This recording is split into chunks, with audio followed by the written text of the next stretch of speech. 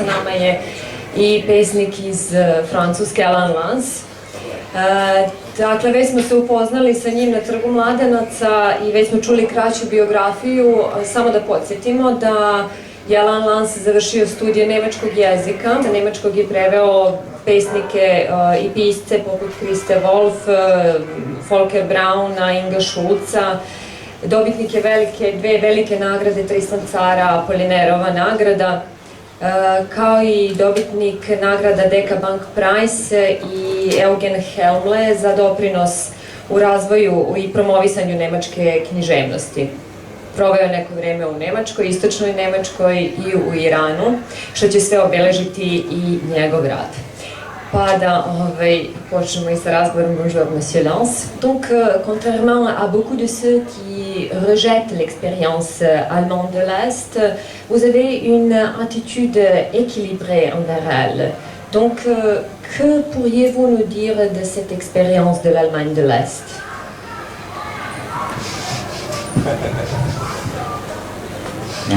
Je ne suis pas un homme politique, mais il se trouve que ma biographie est mêlée en partie à l'autre État allemand, à la République démocratique allemande.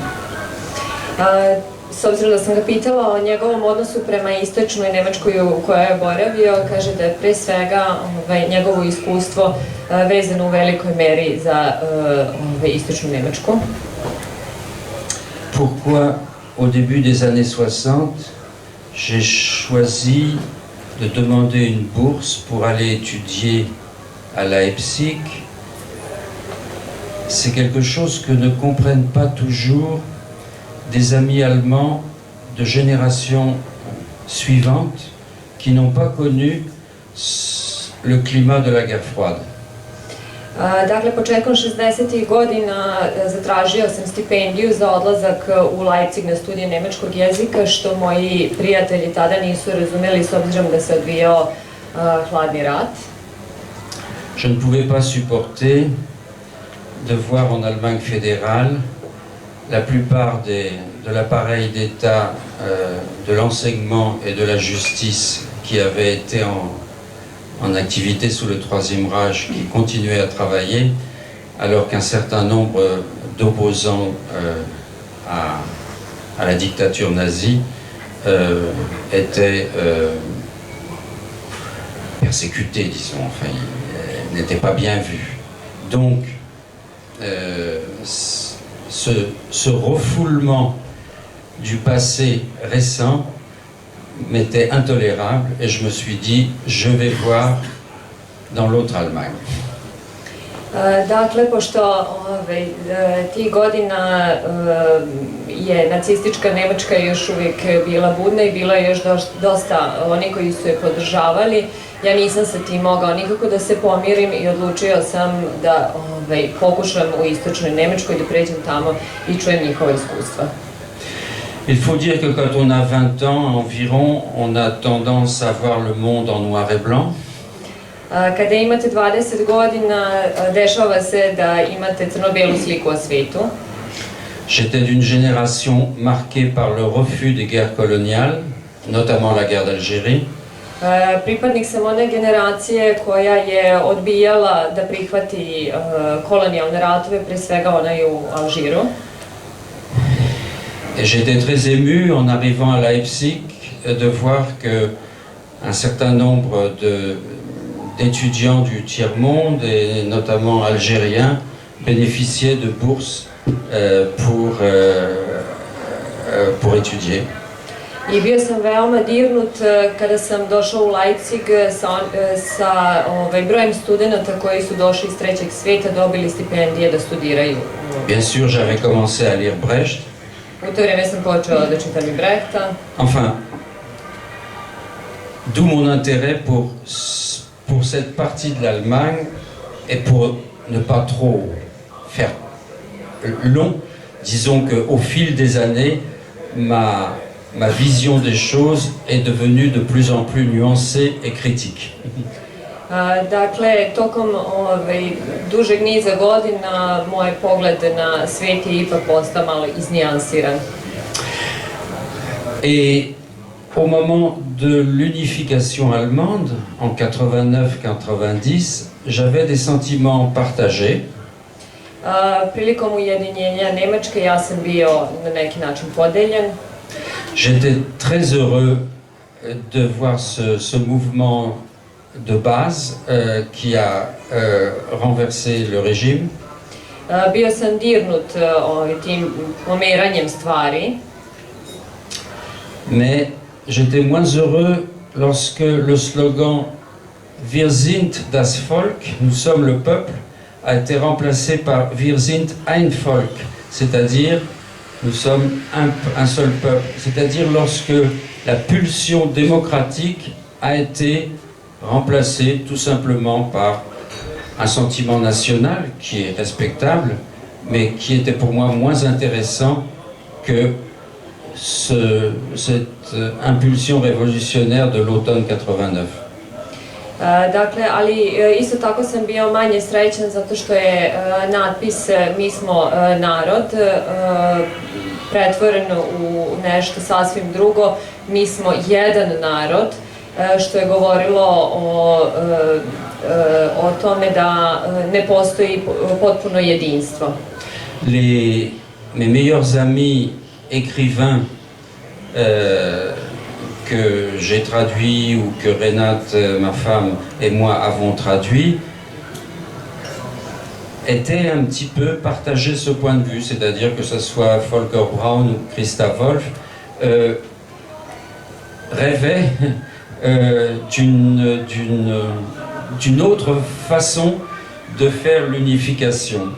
Bon, ça a été une déception, mais l'histoire continue. Dakle, moji prijatelji iz Nemačke, kao i moja supruga Renata Olterbein, su sasvim drugačije od mene vidjeli to ujedinjenje, ali istorija se nastavlja dalje.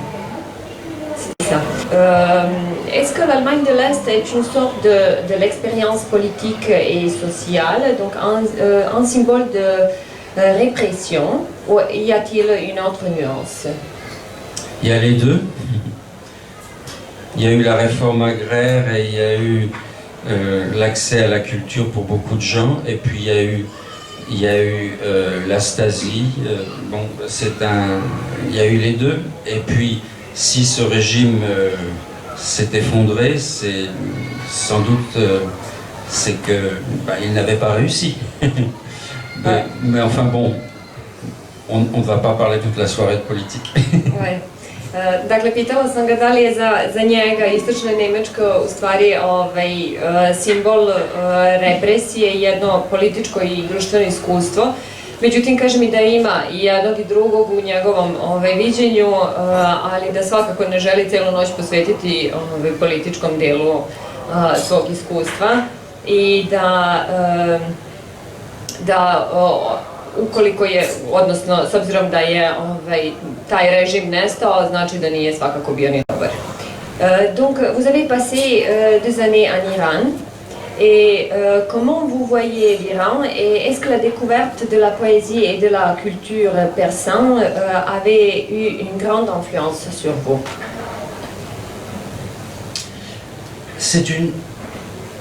C'est une expérience relativement banale pour les Européens, pour les Européens, disons, de l'Ouest, enfin du centre, ce qu'on appelle la découverte de l'Orient.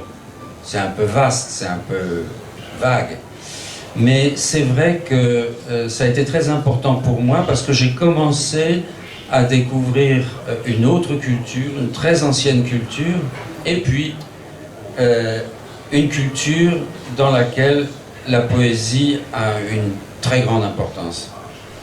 Dakle, s obzirom da je proveo 2 godine u Iranu, pitala sam ga o njegovom iskustvu Irana i da li je upoznavanje sa kulturom i poezijom Irana dovelo do uticaja na njegovu poeziju.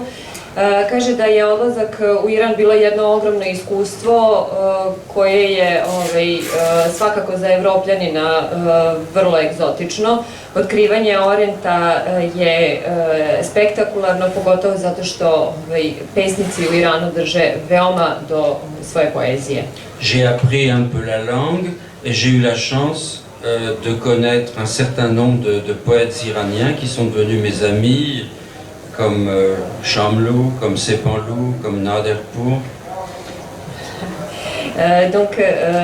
Dakle, u Iranu je upoznao veliki broj pesnika sa kojima je i danas ostao u kontaktu, poput Shamloa, Shamlou, Naderpour, Mohammad Ali Sepanlou. Et puis, il y a eu quelque chose d'assez curieux, c'est que il y a eu une période, quand j'étais jeune, où j'avais, après, bien entendu, comme beaucoup de ma génération, on a été marqué par les surréalistes. J'en connaissais un personnellement, Philippe Soupeau, qui était un des créateurs, mais j'avais une sorte de distance vis-à-vis de ma propre poésie, enfin de la poésie française. Dakle, to mi je iskustvo i upoznavanje sa Iranom svakako pomoglo da napravim jednu distancu u odnosu na svoju poeziju i na poeziju generalno u Francuskoj. Et pendant quelques années, effectivement, je lis la poésie que je lisais, c'était essentiellement de la poésie étrangère. Bien sûr de la poésie allemande que je lisais très bien dans sa langue, mais aussi de la poésie anglaise que je lisais un peu moins bien et en traduction, par exemple la Beat Generation, mais aussi la poésie tchèque, hongroise ou bien turque comme Nazim Hikmet. Donc toujours en traduction, mais c'était quelque chose qui me semblait moins fermé que la poésie française. Dakle, u to vreme sam mnogo čitao stranu poeziju, pre svega poeziju nemačke, zatim poeziju engleske, poeziju češke, mađarske, turske, ali sve u prevodu i u velikoj meri mi je to pomoglo da se distanciram od francuske poezije i da saznam nešto novo. Et c'est en Iran, où j'ai découvert la poésie iranienne, que je me suis réconcilié avec la poésie française. I upravo sam u Iranu naučio da izmirim se sa francuskom poezijom. Ce n'était pas au fond une démarche originale parce qu'après, j'ai constaté que d'autres poètes ont eu ce cheminement. Dakle, nisam bio usamljen slučaj jer sam vremenom shvatio da su i drugi pesnici doživjeli isto takvo otkrovenje. Par exemple, le grand poète hongrois Gyula Eliésh a dit « C'est à Paris que je suis devenu un poète hongrois ». Recimo, jedan od njih je i mađarski pesnik Alješ, koji je rekao da je dolaskom u Francusku u stvari otkrio mađarsku poeziju. Et le grand poète péruvien César Valero a dit « J'étais venu à Paris pour découvrir l'Europe et c'est à Paris que j'ai découvert le Pérou ». A peruanski pesnik César Valero je rekao da je došao u Francusku kako bi otkrio peruansku poeziju i J'étais venu à Paris pour découvrir l'Europe et j'ai découvert le Pérou. Da, došao sam u Pariz da otkrijem Evropu, a otkrio sam Peru. Donc les poètes étaient autrefois, on peut dire, rebelles. Ils étaient visibles, ils faisaient des scandales, ils avaient des influences sur la situation culturelle, politique, sociale. On peut dire maintenant que les poètes sont en marge. Qu'est-ce que vous en pensez? Est-ce que c'est difficile maintenant de s'occuper de la poésie, de faire la poésie? Oui, mais là je vais citer un poète français contemporain on a cité tout à l'heure le groupe Oulipo, qui est un des principaux représentants du groupe Oulipo, Jacques Roubaud. S obzirom da sam ga pitala da su pesnici nekada bili mnogo vidljiviji, da su imali više uticaja na situaciju kompletno u zemlji, u svetu. Kako je njegovo mišljenje o tome da su pesnici na margini i da li je danas teško baviti se poezijom? Pa mi je rekao da će mi citirati pesnika, quel poète? Jacques Roubaud. Jacques Roubaud. On lui posait pour une revue la question: est-ce que la poésie maintenant est absente? Par exemple en France, quand on compare la place de la poésie maintenant avec l'énorme rôle qu'elle a eu, même clandestinement, pendant l'occupation nazie et tout de suite après la libération. La poésie avait une grande popularité en France à ce moment-là. Dakle, postavili su mu pitanje da li poezija je nestala u odnosu na nacistički period kada je ona zaista cvetala.